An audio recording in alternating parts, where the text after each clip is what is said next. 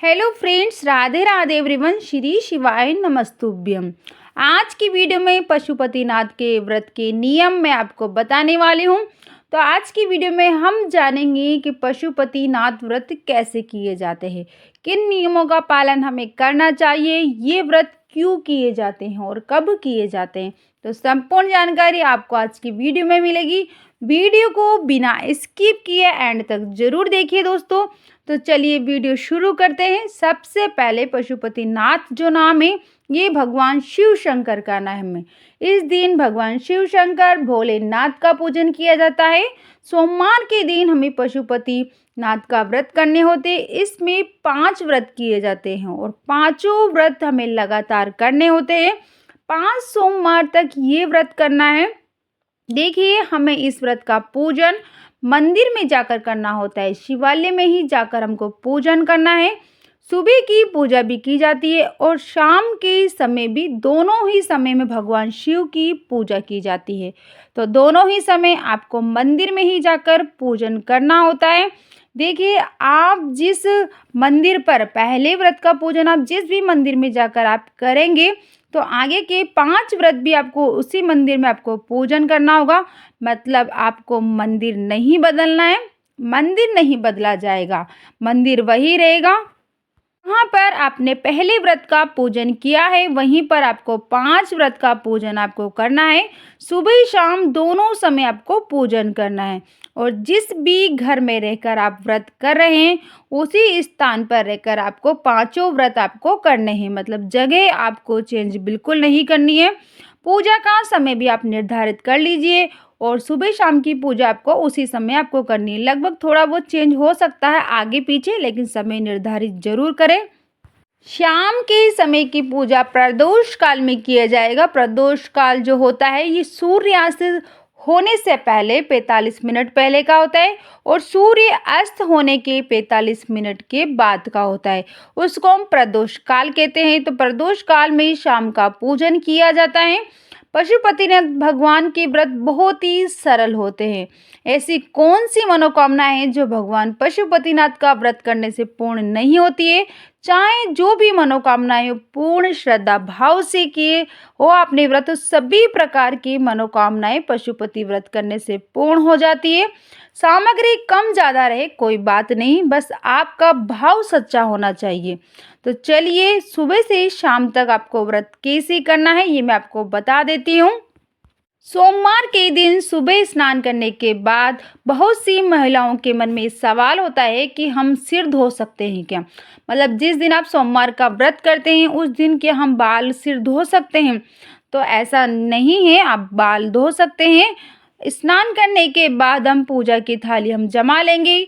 पूजा की थाली में क्या क्या आपको सामग्री लेनी है उसका वीडियो चैनल पे आ चुका है, तो वहां जाकर आप पूरी डिटेल से आप सामग्री आप देख सकते हैं। देखिए, पूजा की जो थाली होगी वो भगवान शिव शंकर के लिए अभिषेक करने के लिए हमको जल हमको लेना है, पंचामृत हम लेंगे, तिलक करने के लिए चंदन लेना है, अक्षत हमें लेना है, कलावा ले लेंगे, फूल लेंगे, बेलपत्र लेंगे, भांग धतूरा, आग के फूल, जो भी चीज़ें भगवान शिव को अति प्रिय हैं वो सभी चीज़ें हम लेकर जाएंगे। साथ में धूप दीप साथ में हमको लेकर जाना है। इस तरह पूजा की थाली हमारी सज जाएगी। अब हम इस थाली को लेकर मंदिर जाएंगे और हाथ जोड़कर पशुपतिनाथ भगवान से मनोकामना प्रार्थना करेंगे कि हे भगवान, आज से मैं आपके 5 व्रत करने का संकल्प ले रही हूँ। मेरी ये मनोकामनाएं हैं, व्रत को निर्विघ्न पूर्ण करने की मेरी सहायता करें। साथ में ये भी संकल्प ले कि आप कैसा व्रत करना चाह रहे हैं। आप चाहें तो फलाहार आप कर सकते हैं या फिर आप चाहें तो एक समय भोजन का व्रत भी आप कर सकते हैं। अगर आप एक समय नमक खाने वाला व्रत करते हैं तो वो भी आप कर सकते हैं, या फिर मीठे का व्रत भी आप कर सकते हैं। मतलब जिस भी तरह से व्रत का आप संकल्प लेना चाहें, अपने स्वास्थ्य को आप ध्यान में रखते हुए आपको संकल्प लेना है। क्योंकि पहला व्रत जैसे आप करोगे वैसे आपको पांचों व्रत आपको उसी तरीके से आपको करना है। जैसा आपने संकल्प लिया है आपको वैसे ही व्रत करना है। साथ ही क्या आपकी मनोकामना है वो भी आपको शिव शंकर को, भगवान भोलेनाथ को बोलनी है। उसके बाद हम भगवान भोलेनाथ का अभिषेक कर देंगे, स्नान हम करा देंगे और पूजन करेंगे। फिर पूजन करने के बाद हम अपने घर आ जाएंगे, मतलब सुबह की पूजा करने के बाद हम घर आ जाएंगे। जब आप अपने घर आएंगे, घर आने के बाद आप चाय दूध आप पी सकते हैं, फल आप खा सकते हैं। उसके बाद शाम को दोबारा से शिवालय में जाकर आपको पूजन करना होता है। शाम को जब आप पूजा करने जाएंगे तब आपको कोई प्रसाद बनाकर अपने घर से लेकर जाना है। मीठा प्रसाद हमको बनाना है, जो घर पर बना हुआ हो प्रसाद हमें मंदिर में लेकर जाना है। अगर आप फलाहार वाला व्रत कर रहे हैं, मतलब आप एक समय भी आप खाना नहीं खाएंगे, फलाहार वाला करेंगे, तो आप सिंगाड़े के आटे का आप हलवा बना सकते हैं या आप कुट्टू के आटे का हलवा आप बना सकते हैं। या फिर आप एक समय खाने वाला भोजन वाला व्रत कर रहे हैं तो आप आटे का हलवा बना लीजिए, या आप सूजी का हलवा भी आप बना सकते हैं, या आप खीर आप बना सकते हैं। मतलब आपको मीठे का ही भगवान भोलेनाथ को, पशुपतिनाथ को आपको भोग लगाना होता है। प्रसाद हम लेंगे, साथ में 3 दोने भी हमको लेने हैं। 3 दोने लेकर मंदिर जाइएगा, साथ में 6 दिए हमको लेने हैं। 6 दिए आप चाहें तो मिट्टी के आप ले सकते हैं, या फिर आप 6 दिए आप आटे की भी आप बना सकते हैं। सुबह की पूजा की जो थाली है उसी को लेकर आपको मंदिर जाना है, उसी में प्रसाद हम रख लेंगे, साथ में 6 दिए हम रख लेंगे। हमने जो हलवा बनाया है वो हम एक कटोरी में रख लेंगे, साथ में 3 दोने हमको रखने हैं और 6 आटे के दिए हमको शाम की पूजा की थाली में हम रख लेंगे। प्रदोष काल में हम मंदिर में जाएंगे और उसी मंदिर में जाएंगे जिस मंदिर में सुबह जाकर हमने पूजन किया था। तो आप फिर से अभिषेक चंदन करिए, अभिषेक करिए, चंदन लगाइए। अगर आपको पूजन करने दिया जाता है शाम के समय तो आप पूजा करिए, और आपको शाम के समय पूजा करने के लिए मनाही की जाती है मंदिर में, तो आप सिर्फ पुष्प चढ़ाकर, क्योंकि कहीं कहीं मंदिरों में ऐसा होता है कि शाम के समय भगवान भोलेनाथ को पोशाक पहना दी जाती है, तो शाम को समय उनको जल नहीं समर्पित करने दिया जाता है, ना ही अभिषेक करने दिया जाता है। तो आप सिर्फ हाथ जोड़कर भोलेनाथ से क्षमा मांगिए और पुष्प समर्पित आप करके अपनी पूजा आप शुरू कर सकते हैं, क्योंकि हमारे पास में जो मंदिर है वहाँ भी शाम के समय पूजा नहीं करने दी जाती है। तो मैं सिर्फ पुष्प चढ़ाकर और भोग लगाकर और दिए जलाकर प्रार्थना करके मैं भोलेनाथ से आ जाती हूँ। फिर आपको 6 दिए जो आप लेकर गए उनको लाइन से रख दीजिए, जो हम घर से लेकर जाते हैं।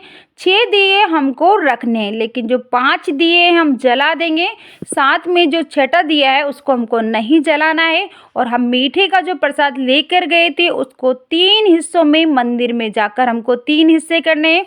आपने जो 3 दोने आप लेकर जाएंगे उनमें बराबर 3 हिस्सों में प्रसाद बांट लेंगे और भगवान भोलेनाथ को एक एक दोने से आपको भोग लगाना है, वहीं पर समर्पित कर देंगे। तीनों दोने हम वहीं पर रख देंगे। उसके बाद हम जब घर आएंगे, घर लेकर हमको एक दोना प्रसाद हमको लेकर आना है, और एक दिया जो हमने नहीं लगाया था, नहीं जलाया था, उस दिए को थाली में रख कर और दोने को एक प्रसाद का दोना रखकर हम घर से घर पर आ जाएंगे। धूप दीप सम आरती करेंगे, तीसरा दोना और एक दिया हम लेकर आ जाएंगे। तो अब हमारी पूजा हो गई, अब हम घर आ जाएंगे। घर आने के बाद घर का जो मेन गेट है उसमें सीधे हाथ की तरफ जो हम छठा दिया लेकर आए हैं उसे हमें जलाना है। दिया हम जलाएंगे, दिया जलाकर हम प्रार्थना करेंगे कि हे भोलेनाथ, ये हमारी मनोकामनाएं इसे पूर्ण करें। ये कहकर हम पशुपतिनाथ भगवान को नमस्कार करेंगे, फिर हम घर में प्रवेश करेंगे। उसके बाद हमने जो तीसरे हिस्से का जो प्रसाद लाए थे वो हमें ही खाना है, वो आपको घर के किसी भी सदस्य को नहीं देना है। उस प्रसाद को खाकर आप अपना व्रत पूर्ण कर सकते हैं। तो इस तरह से आपको अपना व्रत संपूर्ण करना है। बहुत ही सरल व्रत होता है, बस ध्यान रखना होता है कि लगातार हमें 5 व्रत करने होते हैं। 5वें व्रत के दिन हमें उद्यापन करना होता है। तो फ्रेंड्स, आपको पूर्ण सच्चे भक्ति भाव से भगवान पशुनाथ के व्रत करने होते हैं। ऐसी कोई मनोकामना नहीं है जिसको भगवान पशुपतिनाथ पूर्ण करें, सभी मनोकामनाएं पूर्ण होती है। एक बार में एक मनोकामना के लिए व्रत किए जाते हैं, ऐसा नहीं आप 2-4 मनोकामनाएं बोल दो भगवान पशुपतिनाथ से और आप व्रत करो। एक बार में एक ही मनोकामनाएं होनी चाहिए। तो फ्रेंड्स, अगर आपको ये वीडियो पसंद आया हो तो प्लीज़ वीडियो को लाइक कर देना, और आपने अभी तक हमारे चैनल को सब्सक्राइब नहीं किया है तो प्लीज़ चैनल को सब्सक्राइब करें और कमेंट में हर हर महादेव, ओम नमः शिवाय, श्री शिवाय नमस्तुभ्यम अवश्य लिखें।